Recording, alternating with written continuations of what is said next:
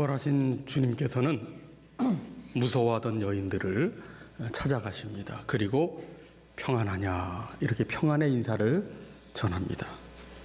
그때 두 여인은 예수님께 나아가 발을 잡고 경배했다고 9절 말씀은 기록하고 있습니다.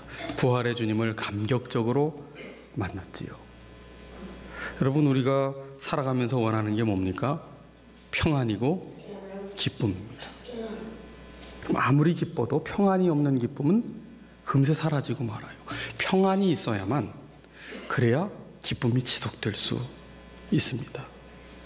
부활하신 주님께서는 무서워하던 여인들에게 평안을 주셨어요. 그리고 그때 그 여인들은 부활의 주님을 기쁨으로 배웠고 경배를 드렸습니다.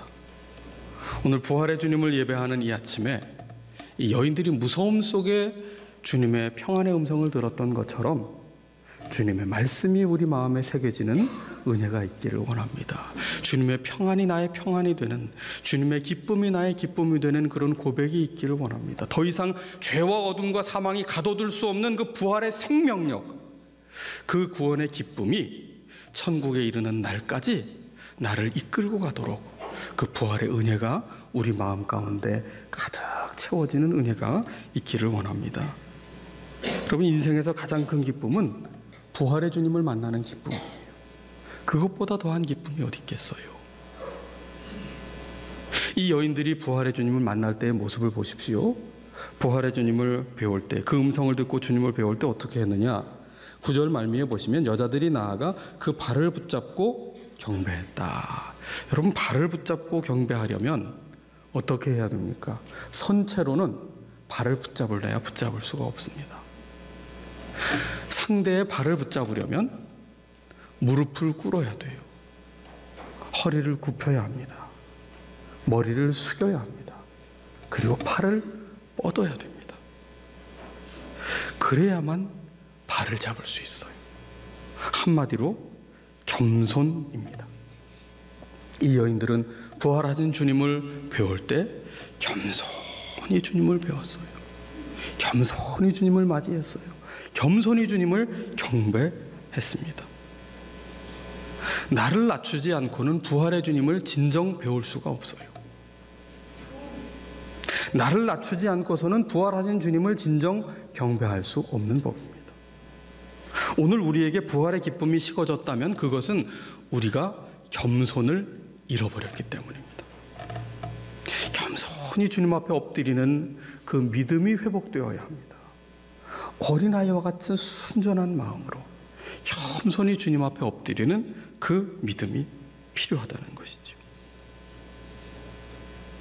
부활하신 주님께서 처음 만난 증인은 바로 여인들이었어요. 그런데 이 여인들은 당시에 아무런 능력이 없는 아주 비천한 여인들이었습니다. 지난주에도 말씀을 드렸습니다만 당시에 법정에서 증인으로 채택될 수조차 없는 그런 낮은 신분의 사람들이 바로 당시의 여인이었습니다. 그런데 예수님은 이 여인들을 가장 처음 만나셨고 이 여인들을 부활의 증인이 되게 하셨어요. 역사를 돌아보면 이 지극히 미천한 이 작은 영향력을 끼칠 수 없을 것 같아 보이는 이 여인들의 부활의 증언으로 말미암아 교회가 세워졌고 온 세상에 복음이 전파될 수 있었습니다. 이 여인들에게 무엇이 있었기에? 아무것도 없었어요. 이 여인들에게는 아무것도 없었지만 단 하나만 있었습니다. 예수님을 향한 정말 순전한 사랑이 그 속에 있었던 거예요. 우리가 부활절 이후에 매일 성경으로 아가서의 말씀을 묵상하고 있습니다. 솔로몬과 그리고 사랑받을 자격이 없어 보이는 비천한 여인 술람미 여인의 아주 애절한 사랑의 이야기입니다. 아가서에 하나님이라는 단어가 있습니까? 없어요. 그런데 성경 66권에 아가서가 들어있다고요. 이 무엇을 의미하는 겁니까? 하나님의 우리를 향하신 그 지고지순한 사랑, 포기할 수 없으신 그 놀라운 사랑을 우리에게 그 아가서를 통해서 들려주고 계신데, 이 아가서는 유대인들이 유월절 절기를 지킬 때 낭독을 하며 들었던 말씀이에요. 유월절이 무엇입니까? 10가지 재앙 중에 마지막 모든 초태생에 사람이건 짐승이건 막론하고 다 그 죽음을 면할 수가 없었는데 양의 피를 문설주와 인방에 바른 그 집은 다 넘어갔다. 죽음이 피해갔다. 그래서 유월절 아닙니까? 그 유월절로 말미암아 그 천하를 호령하던 그 파라오, 그 바로 왕이 벌벌 떨면서 노예로 삼고 있던 그 히브리 사람들의 하나님의 살아계심을 경험하게 되었어요. 이 유월절이야말로 결정적으로 출애굽을 이끌어낸 계기가 되었는데 그 애굽의 노예살이에서 해방시켜서 구원하신 그 하나님의 은혜, 그 하나님의 사랑을 기억하는 유대인들이 유월절에 무엇을 읽는다고요? 아가서를 읽는다고요. 하나님의 사랑 이야기, 그리고 하나님을 향한 사랑의 찬가, 그것이 아가서예요. 하나님은요, 하나님을 사랑하는 자를 통해서 일하시는 분이세요. 주님께서 우리에게 요구하시는 것이 무엇일까요? 나의 사랑 안에 거하라. 요한복음 15장 포도나무 비유에서 나의 사랑 안에 거하라. 주님께서 언제 우리에게 열매를 요구하신 적 있어요? 가지가 붙어 있으면 열매는 맺게 하시는 거예요. 주님께서 맺게 하시는 겁니다. 주님께서 열매를 맺게 하시니 우리에게 필요한 건 뭐예요? 나의 사랑 안에 거하여라. 내 안에 거하지 않으면 열매를 맺을 수 없다. 열매는 우리의 능력의 것이 아닙니다. 우리의 능력으로 구할 수 있는 것이 아니에요. 주님께서 요구하시는 것은 주님의 사랑 안에 거하는 것입니다. 이처럼 보잘것없고 비천한 여인들이었지만 주님을 순전히 사랑하여 그 사랑 안에 거할 때 주님은 이 여인들을 부활의 첫 증인으로 삼으셔서 오늘날 우리가 다 복음을 받아들이고 교회가 세워지게 되는 그런 초석이 되었던 것이지요. 또 한 가지, 주님께서는 연약한 자를 통해서 하나님의 나라를 이루심을 우리에게 알게 하십니다. 이 연약하고 보잘것없는 이 여인들을 통해서 주님은 역사하셨다는 거예요. 주님께서 바울을 들어 쓰셨는데 바울이 능력이 있어서 쓰신 것이 아니에요. 그가 능력을 자랑하고 능력을 의지할 때는 눈을 멀게 하셨고 고꾸라지게 하셨습니다. 그리고 십자가만이 능력임을 고백하게 하심으로 그의 약함 속에서 주님의 능력이 드러나게 하셨어요. 그래서 사도 바울은 고린도후서 12장 9절에 이렇게 고백합니다. 하나님의 음성을 듣고 고백하지요. 내 은혜가 네게 족하도다. 이는 내 능력이 약한 데서 온전하여짐이라 하신지라. 그러므로 도리어 크게 기뻐함으로 나의 무엇을 자랑합니까? 약한 것들에 대하여 자랑하리니 이는 그리스도의 무엇이 능력이 내게 머물게 하려 함이라. 여러분, 내가 약해야 주님의 능력이 머뭅니다. 우리는 능력을 구하지요. 아니요, 주님은 우리가 약해지기를 원하세요. 주님만 사랑하는 겸손한 자가 되기를 원하세요. 그러면 주님의 능력은 우리에게 임하게 되어 있습니다. 주님께서는 오늘 부족하고 연약한 이 비천하디 비천한 여인들 같은 우리를 통해서 오늘 부활의 증인이 되게 하시는 거예요. 오늘 우리에게 필요한 것은 그러므로 능력이 아니라 주님을 향한 사랑, 그 순전한 사랑, 겸손한 사랑, 그것을 주님께서는 요구하시고 그렇게 주님을 사랑하는 겸손한 자를 통해서 하나님의 일, 복음의 일들을 이루어 가시고 있습니다. 이제 부활하신 주님께서는 그 여인들에게 갈릴리로 가라 명하십니다. 10절을 같이 읽어보시겠습니다. 10절 말씀입니다. 이에 예수께서 이르시되 무서워하지 말라. 가서 내 형제들에게 갈릴리로 가라 하라. 거기서 나를 보리라 하시니라. 아멘. 예수님께서는 갈릴리로 가라, 이 말을 제자들에게 전하여라 여자들을 보내십니다. 그리고 내가 먼저 갈릴리로 가 있겠다. 거기서 볼 것이다. 예수님께서는 왜 부활하신 후에 제자들을 갈릴리로 가라고 하실까? 그리고 왜 먼저 갈릴리로 가서 거기서 만나자고 하실까? 지금 예수님께서 부활하신 곳은 수도 예루살렘입니다. 이곳은 사람들의 관심을 받을 수 있는 곳이고 소문이 더 빨리 퍼질 수 있는 곳이고 영향력을 끼칠 수 있는 자리 아닙니까? 더욱이 죽음에서 부활하신 그 죽음의 자리도 예루살렘이요 부활하신 자리도 예루살렘 아니었습니까? 그런데 왜 예수님께서는 다시 변방인 갈릴리로 가라고 하셨을까? 여러분, 갈릴리가 어떤 곳입니까? 선지자 이사야 9장에서 예언한 바에 따르면 갈릴리 앞에 수식이 붙어요. 이방 땅 갈릴리. 갈릴리는 엄연히 이스라엘의 영토입니다. 이스라엘의 북쪽에 있어요. 요단 북쪽에 있는데 거기는 그야말로 이방 땅으로 불려질 만큼 변방이었다는 것이지요.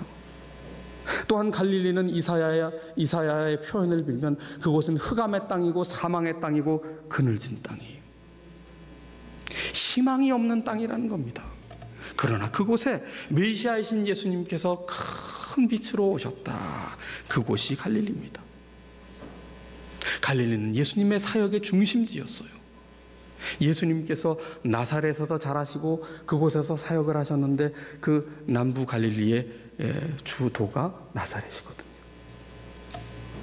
그 갈릴리는 제자들의 삶의 터전이었습니다. 어부들의 삶의 터전이었습니다. 예수님께서 제자들을 만나시고 부르신 곳 또한 갈릴리였고 예수님의 사역의 대부분 병자들을 고치시며 하나님 나라를 선포하시고 귀신 들린 자의 귀신을 쫓아내시며 하나님 나라를 선포하신 곳 또한 갈릴리였습니다. 부활하신 예수님께서는 내가 먼저 갈릴리로 가겠다. 그러니 제자들에게 갈릴리로 가라 하라. 거기서 나를 만나게 될 것이다. 부활하신 주님께서는 이제 영광스러운 예루살렘에서부터 새롭게 시작하자고 선언하지 않으셨어요. 아니, 로마로, 당시 세계의 중심부인 로마로 진출하자고 선언하지 않으셨습니다. 우리가 갈릴리에서 살았지만 갈릴리의 추억은 다 묻어두자, 우리가 갈릴리 출신이었다는 그 초라한 그 신분은 다 잊어버리자, 우리의 신분을 세탁하자, 그러지도 않으셨습니다. 도리어 갈릴리로 먼저 가셔서 만나자고 기다리고 계시겠다고 말씀을 하십니다. 갈릴리는 어떤 곳이에요? 일상의 자리예요. 제자들이 지금까지 생활했던 곳입니다. 그들의 가족과 혈육들이 살고 있는 곳입니다. 그곳은 고향 땅이나 마찬가지입니다. 그러나 갈릴리는 사람들이 주목하지 않는 변방입니다. 영향력을 끼칠 수 없는 곳입니다. 내세울 만한 것이 하나도 없는 곳이고 심지어 누구에게도 매력적이지 않은 곳, 그곳이 바로 갈릴리입니다. 영적으로 보자면 우리의 감추어진 어두운 면, 그것이 갈릴리예요. 들키고 싶지 않은 부끄러운 속내, 그것이 우리의 갈릴리입니다. 우리의 꾸미지 않은 민낯, 그것이 갈릴리입니다. 숨기고 싶은 죄악, 그것이 갈릴리입니다. 지우고 싶지만 지워지지 않는 상처, 그 상처가 있는 곳이 갈릴리예요. 떨치고 싶지만 떨칠 수 없는 아픔이 있는 곳이 갈릴리고, 도망치고 싶은 문제들이 가득한 부정할 수 없는 현실이 바로 우리의 갈릴리입니다.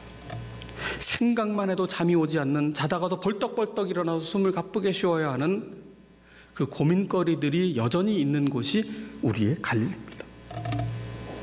그러나 예수님 말씀하세요. 갈릴리로 가라. 갈릴리로 가라. 그곳에서 나를 만나자. 부활신앙을 가진 우리에게 주님께서는 사명을 주십니다. 가장 첫 사명이 무엇입니까? 갈릴리로 가라는 거예요. 다시 너의 삶의 자리로 가라. 네가 살던 그 자리로 가라. 내가 머물고 있는, 그리고 문제에 둘러싸여 있는 너의 일상으로, 너의 현실로 다시 돌아가라. 부활은 환상이 아닙니다. 부활은 감상적인 어떤 잠시의 기쁨으로 우리를 취하게 하는 것이 아닙니다. 오히려 부활신앙을 체험케 하신 주님께서는 그 부활신앙을 가지고 우리에게 사명의 자리로 가라 하시는데, 그 사명의 자리인 갈릴리는 어떤 곳입니까? 여전히 아픔이 있고, 여전히 절망이 있고, 여전히 문제가 있고, 여전히 고민이 있고, 여전히 슬픔이 있는, 피하고픈 그곳이, 발버둥치며 겨우 살고 있는데 어떻게 하면 이 현실을 피할 수 있을까 싶은데, 아니다, 거기가 바로 부활신앙으로 머물러야 할 사명의 자리다. 너의 갈릴리는 어디냐? 그 자리로 가라. 내가 먼저 가 있겠다. 우리의 갈릴리는 어디입니까? 우리를 보내신 가정이에요. 도저히 변화될 것 같지 않은 절벽같이 서 있는 남편, 바위덩어리같이 서 있는 아내, 아무리 애를 쓰고 아무리 공을 들이고 아무리 정성을 들여도 꿈쩍하지 않는 것 같은 우리의 자녀들,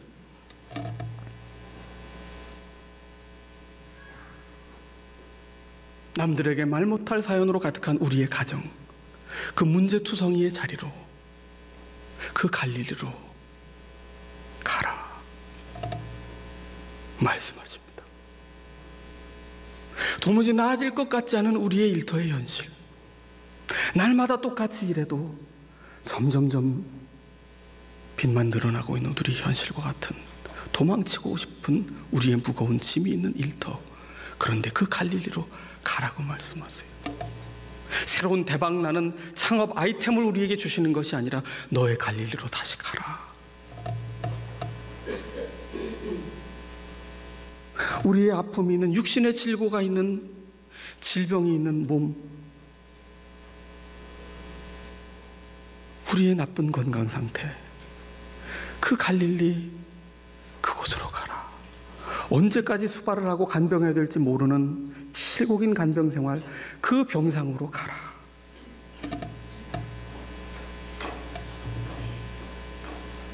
우리의 이웃과 함께 살아가는 그 고단한 자리, 할 수만 있다면 피하고 싶은, 외면하고픈, 훌쩍 어디론가 떠나고픈 그 삶의 자리, 그 갈릴리로 가라. 그곳은 기쁨이 없는 곳이에요. 그곳은 가면 미소가 사라지는 곳이에요. 그곳을 가면 가슴이 뛰기 시작해. 답답해서 대면하고 싶지가 않아요. 꿈이었으면 싶은, 가면 싸움만 일어나고 시비만 붙고 정말 할 수만 있다면 보기 싫은 그 사람이 있는 그곳. 그런데 예수님은 그 갈릴리로 가라는 거예요. 주님께서 먼저 가 계시기. 여전히 우리의 갈릴리는 그대로입니다. 우리의 갈릴리, 우리의 두발선 현실은 하나도 바뀐 게 없습니다. 그러나 부활신앙은 무엇입니까? 예수님께서 사망의 그 어두운 골짜기, 그 냄새가 나는 그 절망의 깊은 골짜기에서 하나님의 말씀으로 다시 사심을 믿는다면, 우리 또한 이 죽음의 골짜기, 사망의 냄새가 가득하고 절망밖에 보이지 않는 이 문제투성이의 갈릴리도 주님께서 함께 하시면 이곳에 생명의 강이 흐르는, 어둠이 물러가고 빛이 임하는, 썩은 냄새가 사라지고 생수의 강이 흘러가는 부활의 땅으로 바꿔주실 것을 주님께서 우리에게 약속하시기에, 우리를 그 자리로, 생명력을 잃어버린 그 어둠의 절망의 골짜기로 우리를 파송하시며 갈릴리로 가라, 내가 먼저 가 있겠다. 부활의 주님께서 우리를 부활의 증인 삼으셔서 그 갈릴리로 파송을 하고 계시는 겁니다. 그 낮은 갈릴리에서 다시 만나자. 여러분, 갈릴리는 낮은 구릉지대입니다. 그리고 실제로 갈릴리 호수는 지중해의 해수면보다 200m나 낮은 아주 낮은 곳에 있습니다. 뿐만 아니라 예수님께서 사역하시던 그 갈릴리 지방, 그곳은 낮고 천한 사람들이 모여 사는 곳이었기에 당시에 갈릴리 사람이다, 갈릴리 출신이다 그러면 그 표현은 뭐냐면 촌사람이다, 못 배운 사람들이다, 그런 뜻입니다. 그러니까 갈릴리에서 만나자 하는 것은 부활의 영광이 있는 자리가 아니라 낮은 자리에서 다시 만나자, 아무도 주목하지 않는 숨기고픈 그 자리로 내가 먼저 갈 테니 거기서 만나자 하시는 주님의 초청의 말씀입니다. 여러분, 우리에게 신앙의 열정과 감격이 사라지는 이유가 무엇입니까? 우리에게 어떤 찬란한 영광이 없어서입니까? 기적이 없어서입니까? 아니에요. 내 마음이 높아졌고 내 마음이 강팍해졌기 때문이에요. 우리가 갈릴리를 잃어버렸기 때문이에요. 예루살렘의 영광만 추구하기 때문이에요. 우리에게 왜 은혜가 식어집니까? 왜 마음이 돌처럼 굳어져만 갑니까? 왜 신앙생활하면서 굳은 살이 계속 생깁니까? 마음이 높아졌거든. 십자가와 부활의 은혜의식이 사라졌어요. 빚진 자의 마음이 사라졌다고요. 여러분, 주님은 마음이 낮아져야만 배울 수 있습니다. 우리의 마음이 높은 곳에 머물러서는 주님을 배울 수가 없어요. 예루살렘의 그 화려함, 웅장함, 남부러운 그 자리, 힘이 있고 영향력이 있는 그 자리, 성공의 자리에서는 결코 주님을 배울 수가 없어요. 갈릴리로 가야 주님을 만날 수 있습니다. 주님의 발에 무릎을 꿇고 허리를 굽히고 머리를 숙이고 팔을 뻗어야만 부활의 주님을 경배할 수 있는 거예요. 삭개오가 언제 주님을 만났습니까? 승승장구할 때가 아니에요. 주님 앞에 철저히 겸손한 자가 될 때에 비로소 주님을 배울 수 있었던 것이지요. 주님의 지상명령을 우리는 기억하지요. 예루살렘과 온 유대와 사마리아와 땅끝까지 이르러 내 증인이 되리라. 그런데 그 시작점은 예루살렘 수도가 아니라 변방의 낮은 곳, 작은 곳, 초라한 곳, 감춰두고 싶은 곳, 바로 그곳 갈릴리에서부터 시작되었습니다. 내가 서 있는, 내가 두 발 딛고 살아가는 현실, 인정하고 싶지 않고 외면하고 싶어도 바꿀 수 없는 그 갈릴리에서부터 부활하신 주님과 함께 부활신앙으로 살지 않으면 결코 예루살렘도 유대도 사마리아도 세상 땅끝도 변화될 수 없기 때문이에요. 신앙은 도피가 아닙니다. 우리가 갈릴리를 외면하기 시작할 때, 예루살렘의 영광만 바라보기 시작할 때 우리의 신앙은 참된 부활신앙이 아닌 현실을 도피하는 도피처가 될 뿐이에요. 그거는 일종의 종교 행위밖에는 되지 않습니다. 거기에는 결코 부활의 능력이 나타날 수 없어요. 갈릴리를 품에 안지 않으면, 갈릴리로 가지 않으면, 갈릴리를 부활신앙으로 살아내지 않으면 예루살렘은 신기루 받게 되지 않아요. 여러분, 오늘 우리가 신앙생활하기 위해 영암교회에 나와 있습니다. 예배의 자리에 나와 있습니다. 주님을 섬깁니다. 봉사합니다. 헌신합니다. 여러분, 우리의 갈릴리를 외면하고 도피하기 위함입니까? 아니면 갈릴리로 가기 위함입니까? 우리가 씨름하고 있는 이 갈릴리, 고통의 땅, 슬픔의 땅, 절망의 땅, 그 갈릴리를 먼저 가서 우리를 기다리고 계신 주님을 기억하십시다. 그리고 다시 주님께서 그 갈릴리를 품에 안으시듯 우리 또한 주님을 따라 용기 내어 갈릴리를 품에 안으십시다. 거기에 주님의 부활의 생명력이 나타나게 될 것입니다. 그 주님께서 오늘 우리와 함께 하시며 우리의 갈릴리에 먼저 가서 우리를 기다리고 계십니다. 우리의 갈릴리는 어디입니까? 부활의 주님과 함께 다시 갈릴리로 가십시다.